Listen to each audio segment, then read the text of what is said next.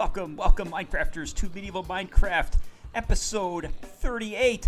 And we had a mob siege in our village.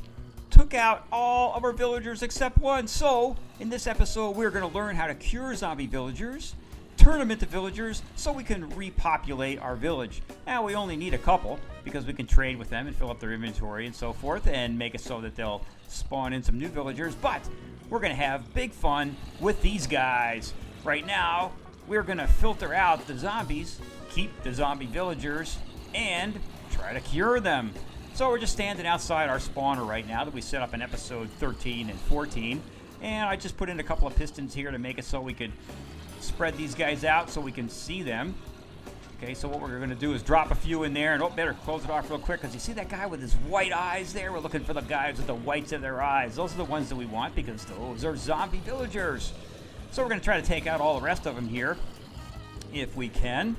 Yes, and we just need one of these guys, because I only want to cure one zombie villager at a time. It's too hard to control more than one. I've tried doing 2 or 3 at a time, and it's just much easier to just do one at a time. And with a spawner like this, you get all kinds of zombie villagers, and I'm getting XP and drops and all kinds of stuff here. Now, you could use this technique to make your own village anywhere you want. You don't really have to go find a village and set up your base there like I did in this series. You could use a spawner like this, and you can cure a couple of zombie villagers really early in your game. Put a village anywhere you want. So this is kind of a really nice technique. Oh, geez, we got to go back and open this thing up here. So those guys that are coming out of the spawner will just drop down. We don't need any more of those. So, hey, you guys, come on over here. Follow me over here. Yes, that's good. You guys are trainable. That's really cool. So now just take out that one guy. We're going to open up this piston right here and let this guy walk over here. Then we'll just close it back off so no more will cause us any difficulty here. And then we're going to throw a splash potion of weakness on this guy, feed him a golden apple, and hey, you're looking awful sick. Man, you are shaking there. Have you got a cold? Do you want me to go get you a doctor? Well, you don't talk very much, do you? Well, you know what? I think that, well, we just got to keep you in isolation for a little while and see if you get better. So let's leave him alone right there. So you can see I threw down some hoppers right here, so when I'm picking these guys off, their drops will go in there. So we can get a little bit more of the rotten flesh. And you know what? We actually do need a lot more rotten flesh, because some of the villagers now will trade rotten flesh with you and give you some, emeralds and other relatively valuable items just for trading rotten flesh. So in this series, I've been collecting the rotten flesh from a lot of the zombies that I've taken out of this grinder. So you can see, look, we've got a stack and 3/4 here right now. So we're going to keep that. Okay, the other items I'm not really too interested in, leather armor and gold armor and stuff like that. But so you can see from this little series that we just did right here, where we took out a few of them, we got some reasonably good drops right there. That's cool. So while we're waiting for this guy to turn into a villager, let's go around and take a look at how this thing works. I just got a water ladder. Inside the cobblestone here is a spawner with some water in there, and then I've got a water ladder running up right here, goes across the top, brings them over, and then drops them down about 22 blocks. So where they're landing now, it's probably only about 18 blocks. So that's the piston that I've got that's holding him in right now. And if you're interested in a little bit of redstone while we're waiting for this guy, I'll show you how that works. There's a redstone torch right underneath there, which fires the piston over. Okay. And then underneath here, I have a repeater facing into that, and then redstone coming off of the lever that I've got over there. So when you send the signal into the repeater, it just inverts the torch. Okay, so that'll take the piston and shut it off. And pull the block back. That's holding that guy in right now. This is a sticky piston. I only have 2 pistons in this design. I made this really elaborate design previously, and I did a video on it where I took these guys and I shot them up in the lava and blasted them across the room. It's called my Flaming Mob Shooter. But in this case, I just did something incredibly simple and easy. So I could get this done really quickly, because I really want to repopulate my village. Boy, I had a whole bunch of villagers up there, and they all got taken out. It was really catastrophic, okay? Well, while we're waiting for our buddy to change, I think what I'll do here is just grab a little sword here, take out a couple of these guys maybe. Oh, the other thing, I'll just show you this. On Halloween, some of these guys spawn in. I was up in the nether most of the time, but I did come back down here, and I saw one of these guys with a pumpkin head on him. So I ran away, and about a few hundred blocks away, and came back, and he was still here.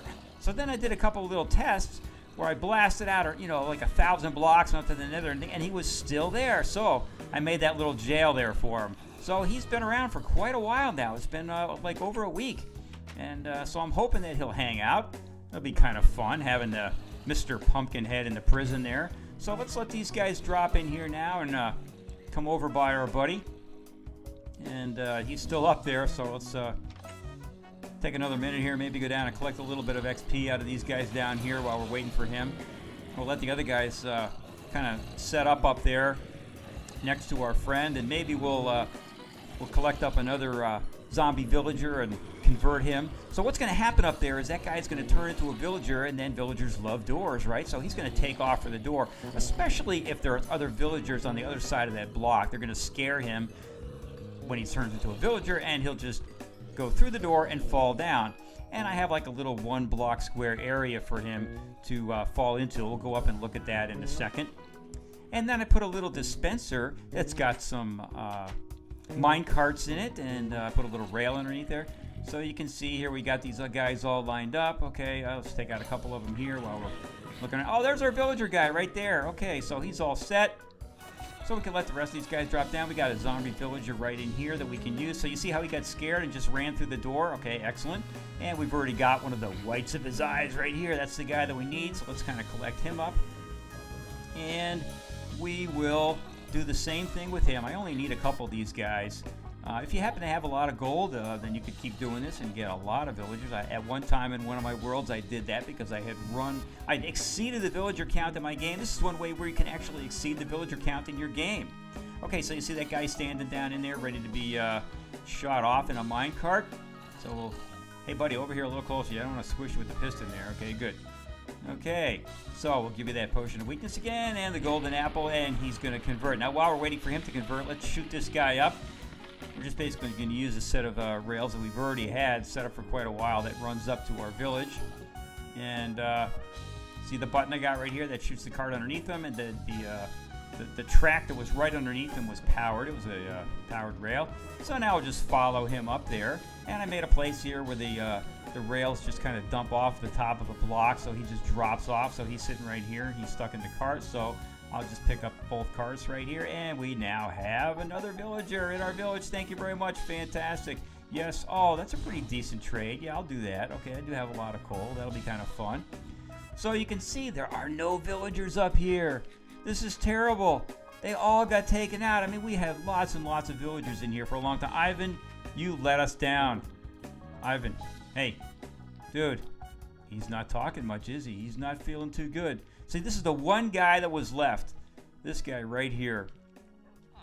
Dude, I wish you could talk and tell me what happened, because, you know, I was AFC. I know it's my fault. That's a terrible trade. I don't know. I don't want to do that. Well, maybe that one. That might be really good. Yeah, we might do that later. And we'll get you and our other buddy kind of in the same room and do some trading, and maybe you guys will help us spawn in another villager or two. Now, I do need to go down and collect up the other villager that we just cured. But before I do that, let me tell you what happened here. When I was AFC, the Iron Golem that was in here, our buddy Ivan, I think he must have taken enough damage. He'd been doing this for quite a long time, and when he died. And then a new one spawned inside of this hotel.